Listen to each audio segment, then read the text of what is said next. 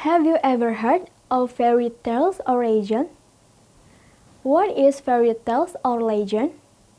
Can you tell me that story, please?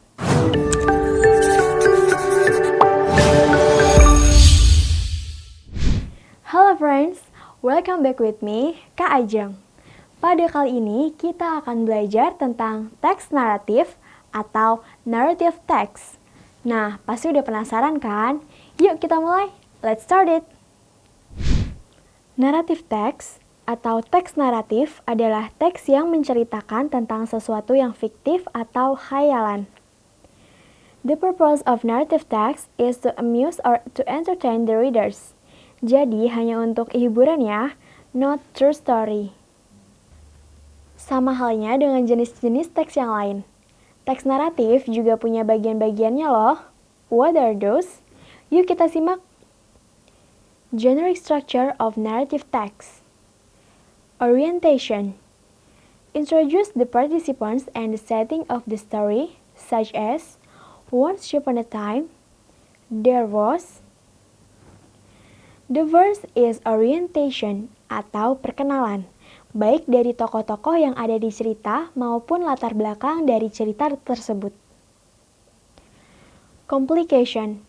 A crisis arises, such as the clock struck 12, Cinderella rushed out to her carriage, leaving one of her slippers behind.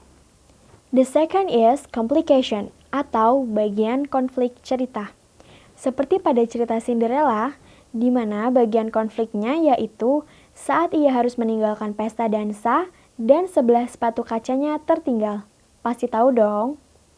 Resolution. The crisis is resolved, for better or for worse.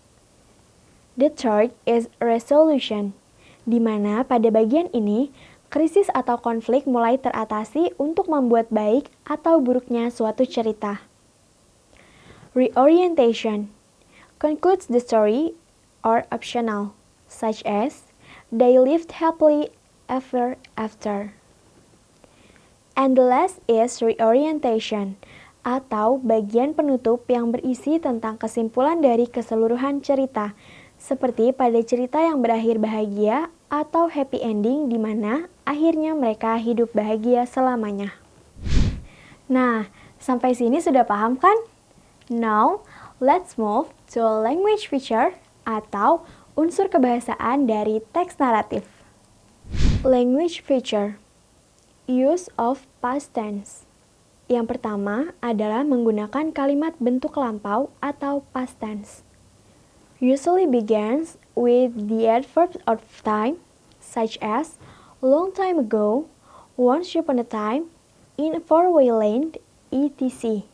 Yang kedua, biasanya dalam teks naratif dimulai dengan kata keterangan waktu seperti pada zaman dahulu, di suatu waktu, di daratan yang jauh, dan sebagainya.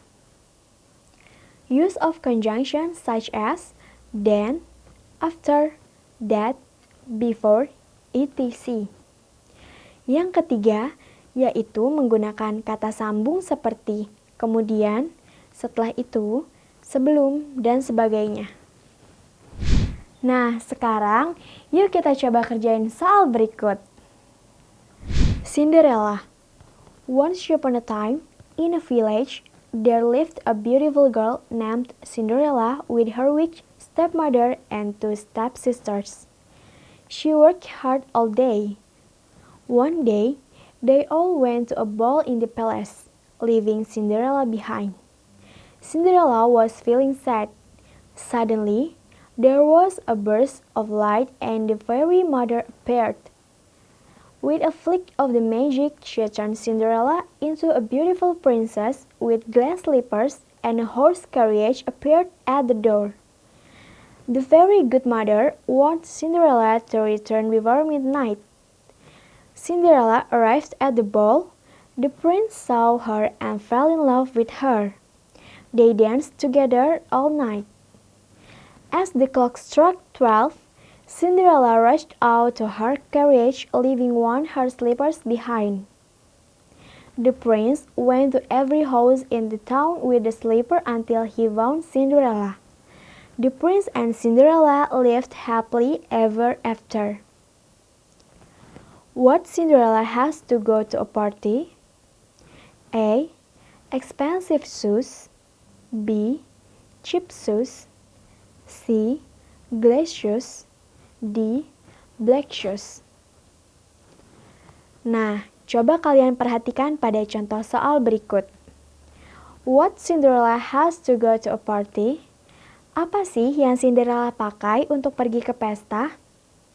Yes, the answer is C. Udah pasti tahu dong jawabannya adalah glass shoes atau sepatu kaca. Itu terdapat di paragraf kedua ya teman-teman.